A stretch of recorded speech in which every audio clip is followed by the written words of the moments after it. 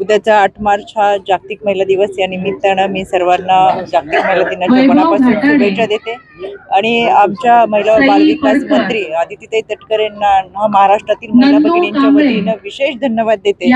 यासाठी जागतिक महिला दिनाच्या पूर्वसंध्येला त्यांनी 4थे महिला धोरण जाहीर केलं आणि खऱ्या अर्थानं आमच्या मातृत्वाचा देखील सन्मान केलेला आहे। या अगोदर खऱ्या अर्थानं 9 महिने 9 दिवस गर्भात वाढलेल्या बाळाच्या नावापुढे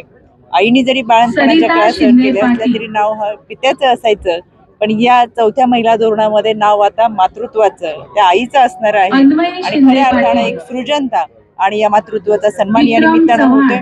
त्याचबरोबर लेक लाडकी योजना घेऊन येत असताना या माध्यमातून सबलीकरण सक्षमीकरण असेल, त्याच्यामुळे आता केवळ 8 मार्च हा एकच दिवसाचा आमचा जागतिक महिला दिवस राहिलेला नाहीये। तर महायुती सरकारच्या माध्यमातून महिला बालविकास मंत्री असतील आणि याच राज्य महिला आयोग यांच्या माध्यमातून काम करत असताना 365